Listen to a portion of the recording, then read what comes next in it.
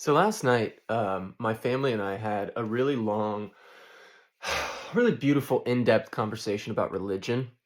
And so my grandmother has been many different religions. And so my father was kind of explaining these different religions to us. And I have some cousins who are also here visiting, and they were a different religion. Um, and they were pretty wild out there religions, as compared to a more traditional one, like, for example, like the Catholic Church, the Catholic faith. We're talking things like the Mormon Church, Seventh Day Adventists, Pentecostal, really, really unique faiths, unique religious groups. And I kind of saw this common through line in all these stories, and it was like seeking. People are seeking for the truth. They're looking for the truth, and they're willing to change their beliefs in order to find the truth. Like, they're willing to change their beliefs when they encounter something that causes them to think like, okay, I might have been wrong about that, or maybe this isn't what I want it to be. Others are using religion as kind of like a social club, and they're just jumping from one to the other. And I'm not really talking about those people. I'm really talking about the kind of religious people who are genuinely seeking God, and they do so through religion. I don't think there's anything wrong with that. I don't think there's actually anything wrong with, adhering strongly to a religious faith. And, even the Hindu tradition talks about bhakti. And I love the Hindu tradition because it describes all of us as seekers. And there are many, many different paths that a seeker can take, but there's only one end goal. There's only one destination that any seeker seeks. It's, union with the self, with God. The Christians would call it like union with God. Um, the Hindus would call it realizing the self. The Buddhists might call it enlightenment or nirvana. It's got a bunch of different names, but essentially it boils down to the same thing it's describing, which is you take your own small little individual consciousness and connect it to something much bigger, which is the thing that it's springing from anyway. So a lot of these religious traditions, where they kind of fail with people, is they try and collapse paradox into certainty. They try to take things that are they're seemingly opposing, but they're both true. Like two things that seem like they couldn't possibly both exist. Like, for example, God is both an infinite, perfect, unchanging, unmanifest being that underlies all of creation, and I am also God.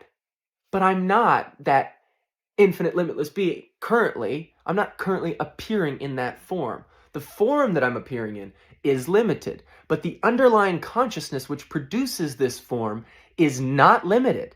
It is not limited by these labels. That's why even in the Bible it says, lean not on your own understanding. St. Paul says, we are ministers of the Spirit, not the letter. I am not a fan of St. Paul. I've said that before, but I'm going to take what he said there, because we don't throw the baby out with the bathwater here, okay? We take wisdom from wherever we can get it. Because, guys, we don't give a shit if the cat is black or white, okay? We care if the cat catches mice.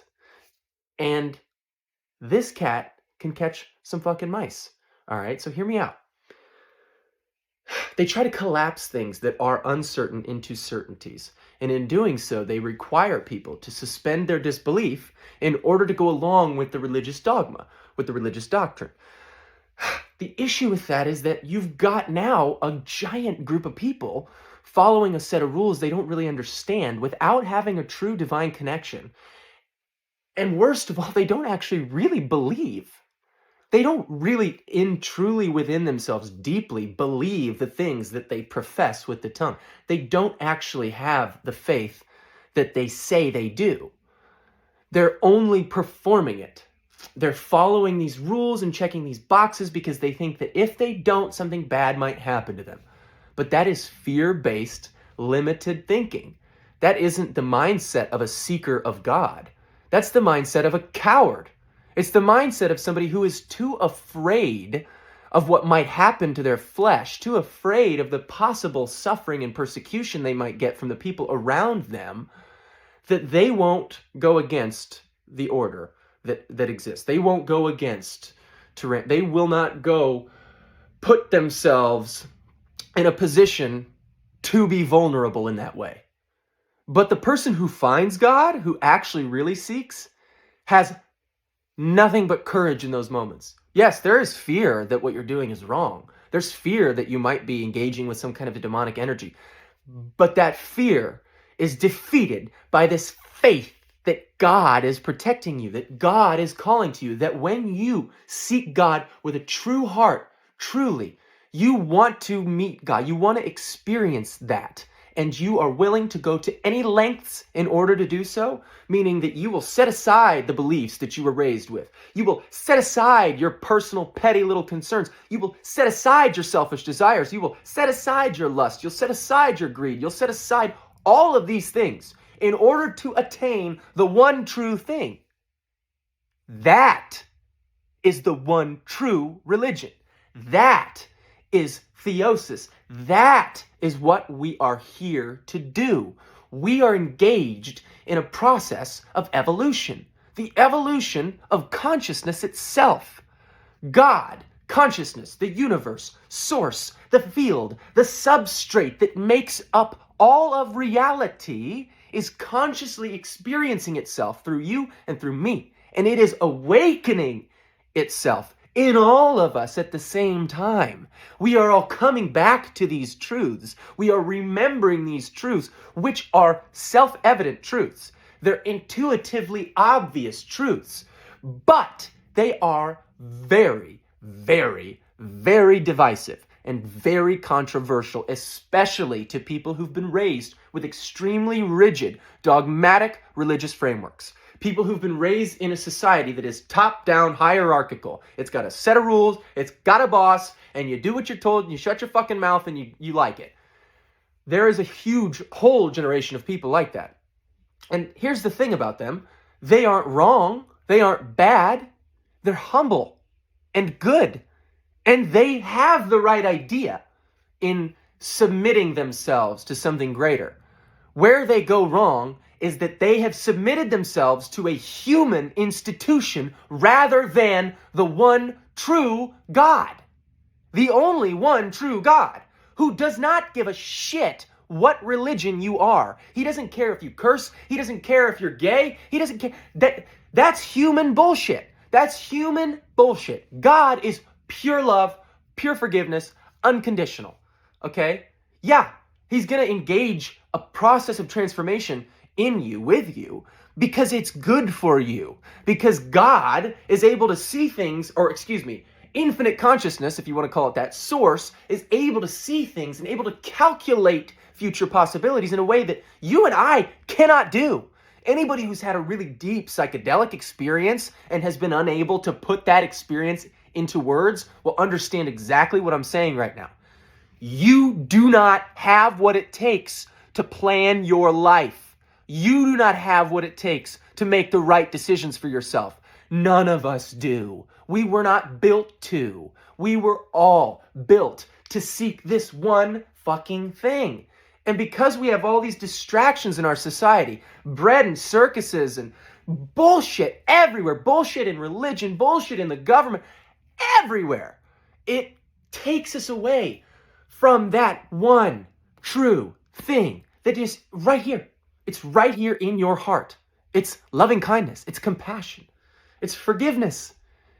It's forgiveness, especially when people don't deserve it. You don't forgive people because they deserve it. That's easy. You forgive people because they don't. Because they don't. Because who gives a shit if you can be kind to somebody who's being kind to you? Where's the power in that? Where's the victory in that? Where are you doing any positive work for humankind in that? Nowhere. But if you have the courage, you have the fortitude and the resilience to be able to take these hits again and again and continue to love the people around you, and continue to speak these truths, and continue to try and bring them to the one true religion, which isn't a religion at all. It will happen. They will see, because they have no choice but to see. Once you get out of the way and you stop trying to prove that you're right, you stop trying to prove that you're trying to be understood with your mind, with the talking, and you learn, and I'm talking to myself here, trust me, and you learn to drop into the heart, drop into presence, and allow whatever that infinite intelligence is to sort of,